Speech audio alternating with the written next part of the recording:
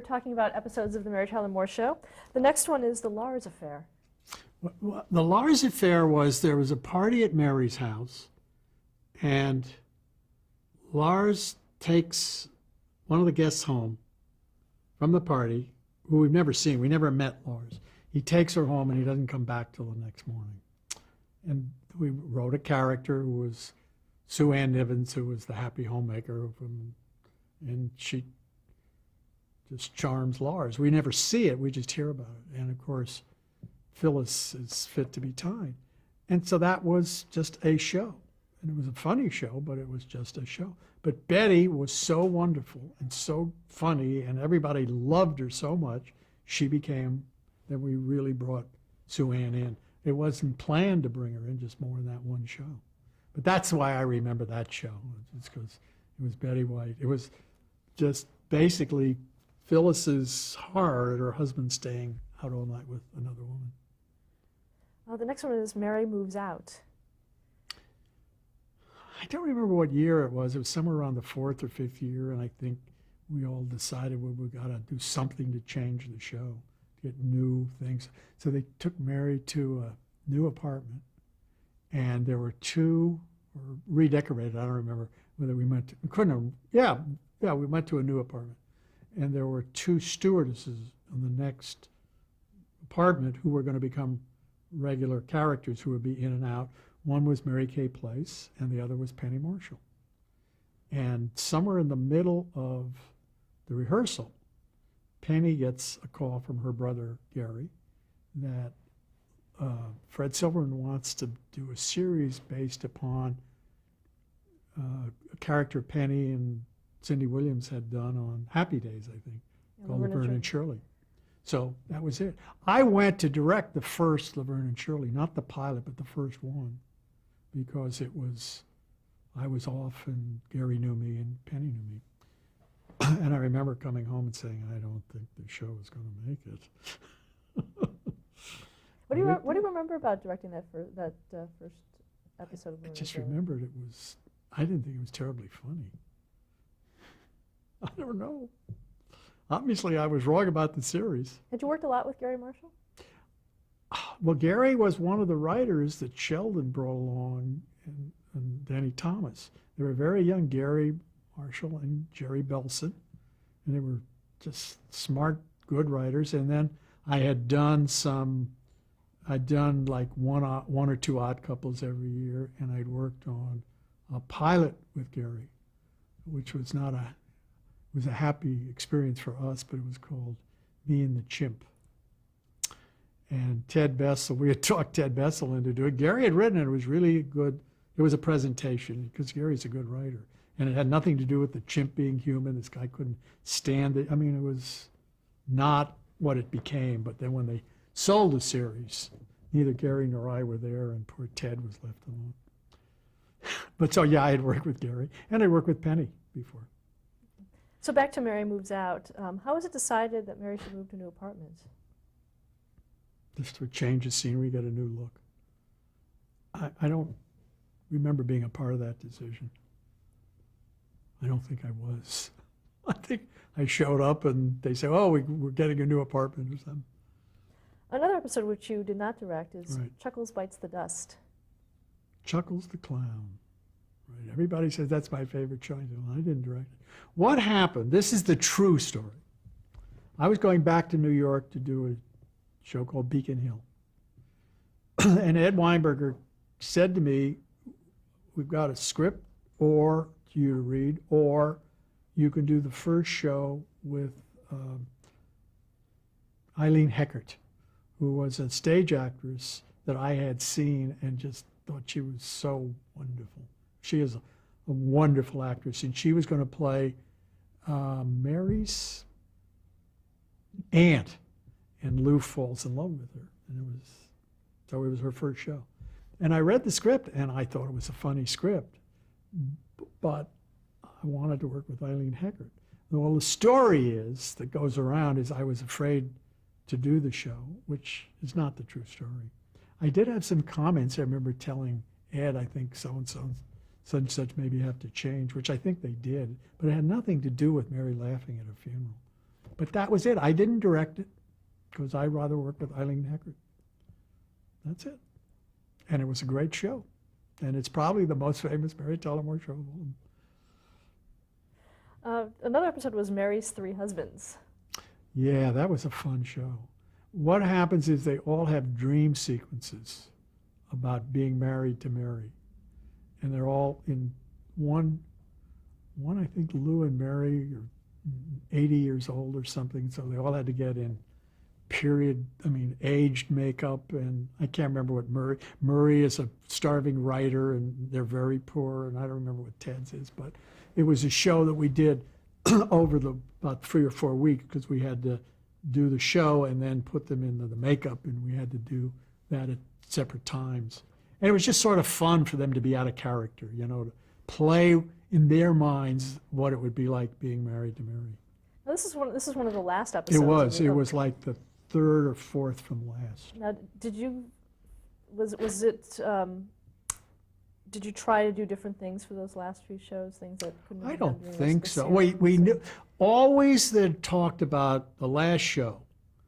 Mary marries Ed, and they're in bed in the dark on honeymoon night, and you hear, "Oh, Mr. Grant."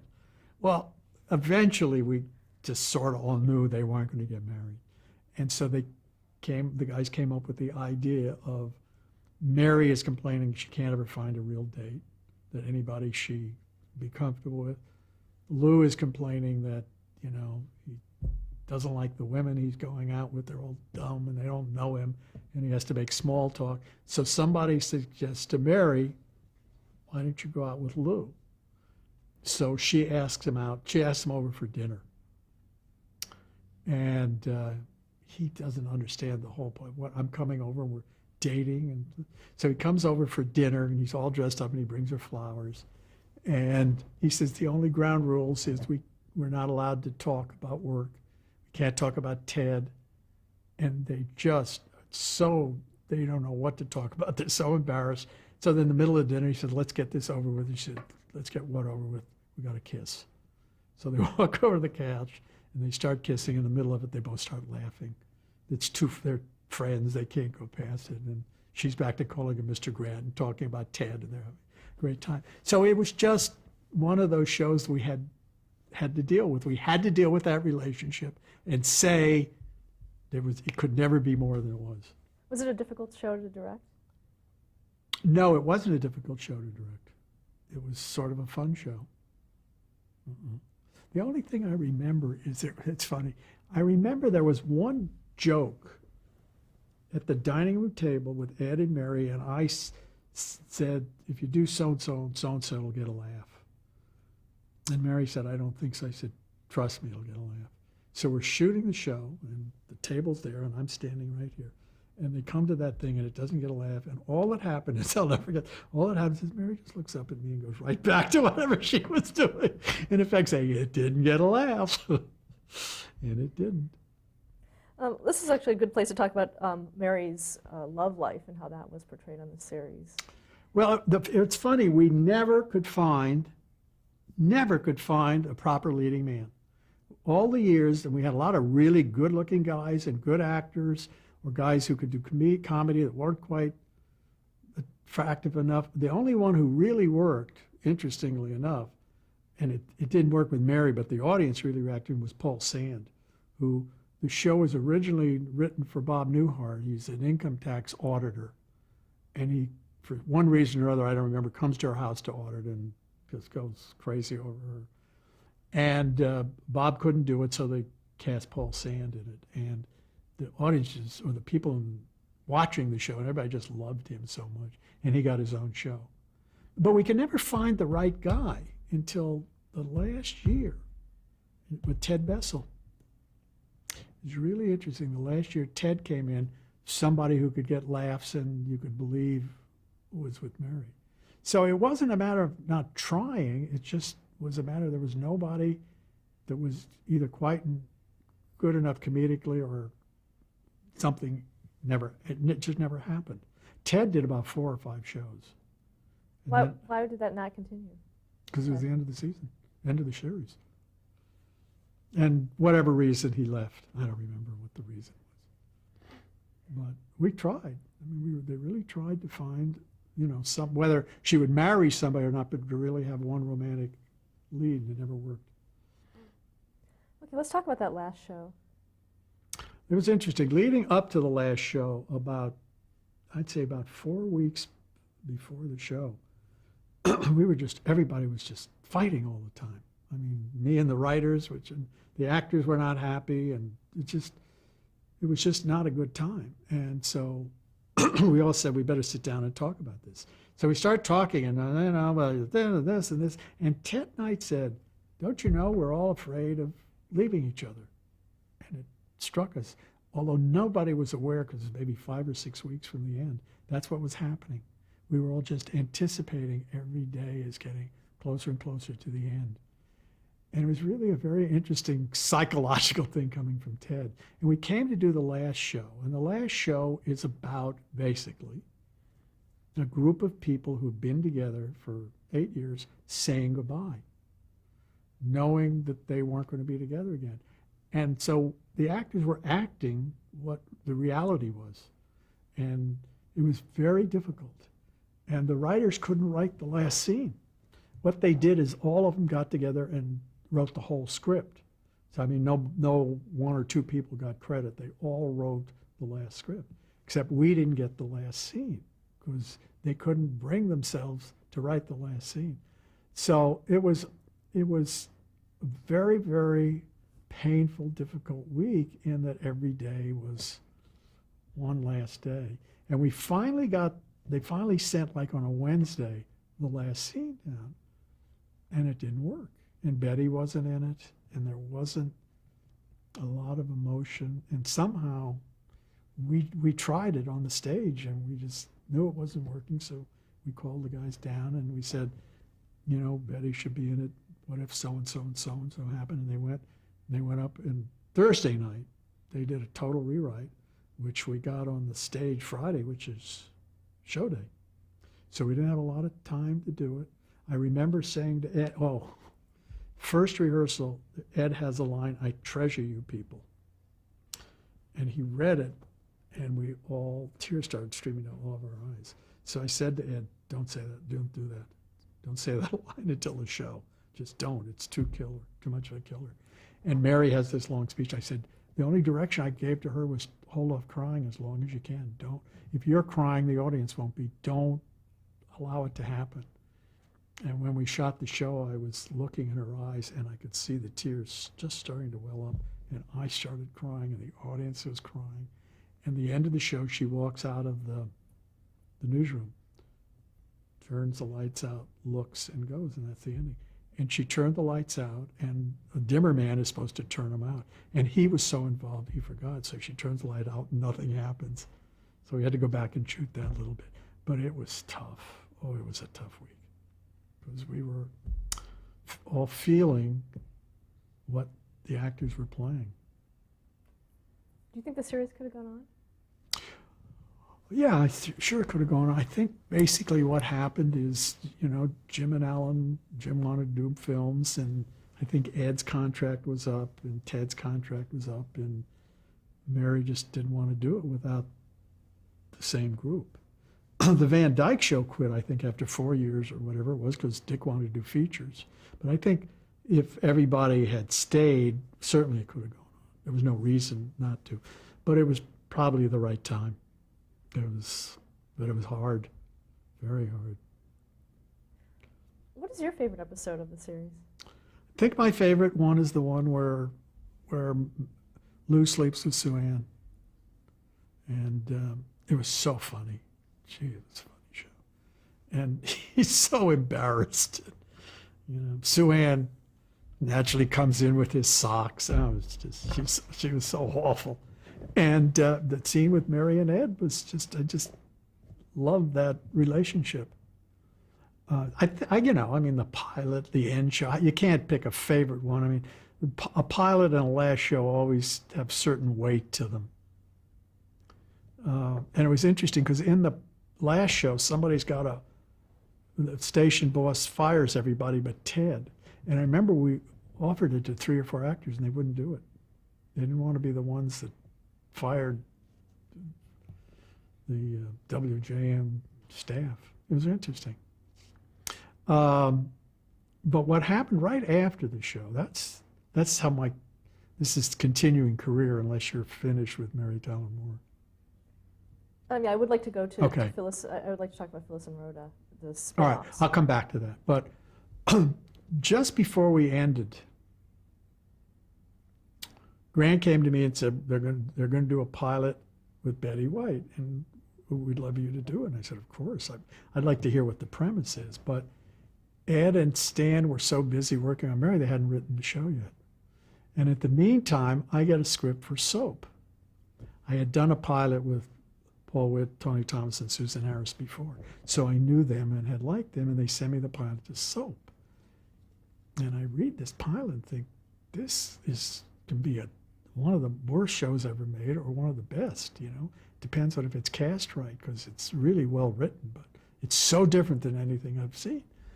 And so I'm trying to juggle, saying, okay, I'll still do Betty, but I really want to do soap. And it turned out that I couldn't do both. I had to do one or the other because they were at the same time. And Ed and Stan didn't really have a script written. They told me the premise, and I adore Betty White. I just adore her as a person, as a performer. But I had to say no because I finally committed to soap.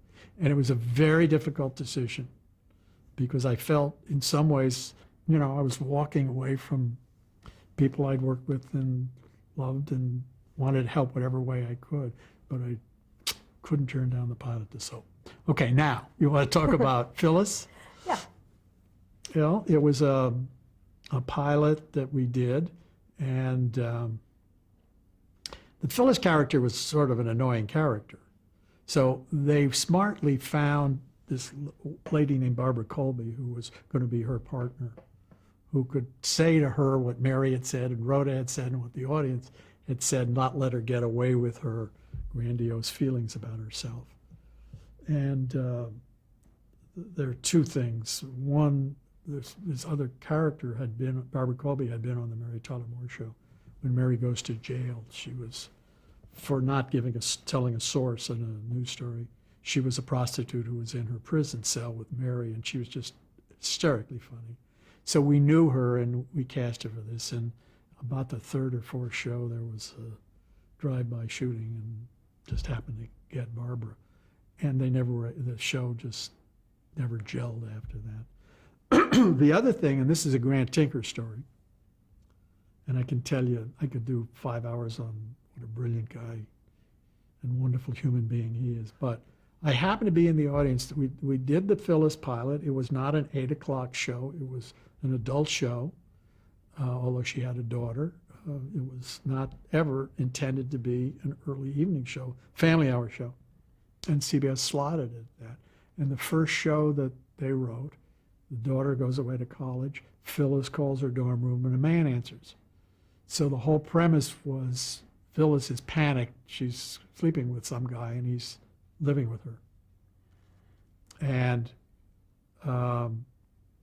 in the script, we never quite find out the answer. So the network calls up Grant, and I'm sitting in his office talking about something. And I can tell from the conversation, and what the conversation was, you can't do the show. This is family hour. You can't do a show. Is the daughter sleeping with somebody? We're not going to do it. And I heard Grant say, listen, you knew what the show was when you bought it. You knew what the show was going to be when you put it in that time slot. If you don't want, we'll let you out of your contract. We won't make the show. But I'm not going to tell the writers what show to write. And I don't think he did. I think maybe later on, I don't think he did. What happened is during the week of rehearsal, we all realized we had to resolve it. And he wasn't sleeping with Phyllis, but Phyllis never finds it out. We just hear it. But this is the type of executive Grant was. He backed his creative people. And that's the two things. Then I just think I did the pilot and one or two others. I do remember that was that wonderful older actress who must have been 85 who played her mother-in-law, who had never acted till she was like in her 80s. I can't remember her name, but she was wonderful. Oh, Jane Rose? Maybe that was it. Yeah, I think it was Jane Rose. Wonderful. wonderful lady. But I don't, it was just a pilot. And it was the only remembrance as a director is I'd been working with Cloris for 8 years on the Mary Tyler Moore Show. So my natural inclination was to be sure the scenes worked the way they were written. And they usually weren't about Phyllis. Now I'm doing a pilot with Phyllis, about Phyllis. So my inclination and tendency is to make sure the scenes work with Phyllis. And I had more time to devote to Cloris. So somewhere around the third or fourth day, she says, "You really can direct, can't you?" Yeah, I guess so. For all those years, she didn't think I knew how to direct, because that's not where my focus was. But she's great. She's a brilliant actress. She's an amazing person. You also directed the pilot episode of Rhoda. No, I didn't do the pilot. I did one show where they're breaking up, where she and Bob Moore directed the pilot and most of them, because I was doing Mary. And they did the pilot at the same time we were doing Mary. I just did one show where she and her husband break up. And then I think I did one where Mary comes to visit. Now, how did Valerie Harper's departure affect the Mary Tyler Moore Show? Oh, we were devastated. We were absolutely devastated. We just, personally we missed her so much, and we just didn't know how we would fill in for that character. But, this is a great thing to have her own show. And Betty White came into our lives, but we didn't know it at the time, but not that Betty replaced Rhoda, but it just another wonderful, wonderful, rich comedy character, and just allowed, it's like on Cheers, when Shelley Long left and they got a wonderful replacement. And it's the same show, but it just gives new lifeblood to the show. You directed that separation episode. Yeah. Why was it felt that the Joe character would have to leave the show? I can't answer that. I can, but I won't. I wasn't involved in the show.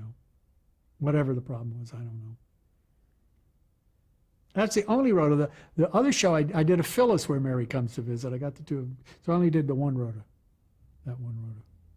Let's talk a little bit about MTM Enterprises itself. Okay. How was that formed? Well, Grant and Mary, and again, Grant will have to tell you the full story because I don't remember it, but in television, you get $100,000, $500,000, $1 million, whatever it is, to produce a half-an-hour show. And of course, the show costs $1.5 million. So you go to the bank and you borrow all the money to pay for the overages, or some big company gives you all this money to pay for the overages. Well, Grant and Mary formed a company to make the Mary Tyler Moore Show. And if the show failed, they were the ones who borrowed the money from the bank. And so it was an unbelievable gamble, and it must have been tremendous pressure on them, because I went, after I left, after my 2 or 3 shows, I went to do another show, and somebody said, "Geez, I hear the show's really bad, and they've got a replacement lined up." I said, "Yeah, no, God, no." Then I heard that several places there was a show that CBS was filming that was going to take Mary's place. Hadn't been on the air yet, but they were so convinced that it wasn't going to work. So it was Grant and Mary, it was MTM Mary Tyler Moore. And Grant was still working at 20th when we first started. So he couldn't really devote full time to it because his job was over there.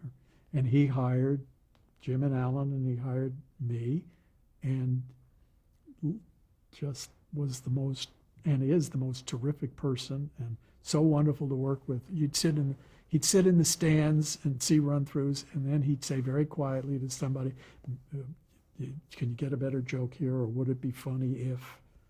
And if the writers felt that it was funnier, they'd use it. If not, say, "No, Grant," And he's just so wonderful and unassuming, and he just built this organization around the creative people, around particularly writers.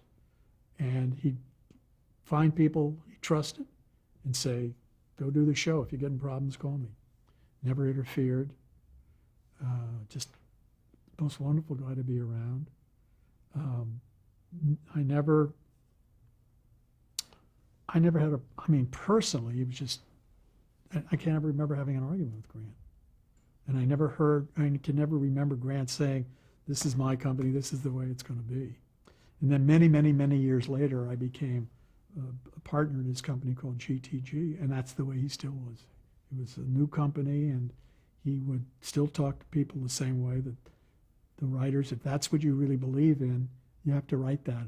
I wish you do this, but if that's what you really believe in, that's what it should be. And that's the way he ran the network, you know. When we did the Cosby Show, it nearly fell apart over economics, and the show nearly didn't get on the air.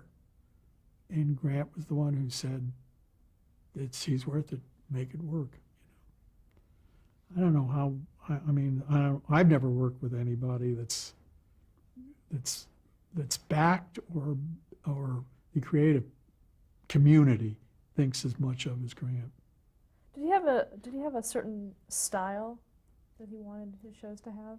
Did he have a certain style? Well, I think basically it was probably, I've never discussed it with him, but it was, you try to find the humanity in people, and you didn't make fun of people, and you didn't talk down to an audience. I mean, I don't know whether that's Grant's philosophy or not, but that's all the types of shows we always tried to do. We tried to make them, kids could watch them, but they weren't aimed at kids. They were aimed at adults who maybe had read a book even, you know, and people where you dealt with real human emotions. And he also felt, I know when he was running the network, that they had a responsibility to have all different types of shows, although there were certain shows that he wouldn't watch and he was not particularly proud of. They were fine for a younger audience or a certain type of audience, but he also felt it was important to have adult, sophisticated shows on. I remember the story of Brandon coming to Grant, Brandon Tartikoff, when he was head of programming, coming to Grant and saying, I'm replacing Cheers. This was the first year or second year where it was bottom of the ratings. And Grant said, you have a better show to replace it with? And Brandon said, no. And Grant said, then don't replace it. Leave it on, they'll find it. That was always his feeling. If it was good, the audiences would find it. But give it time. That's why he turned NBC around, because he trusted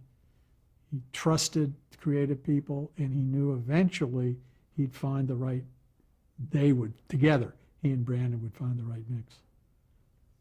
Yeah, let's stop there to change the tape. Okay.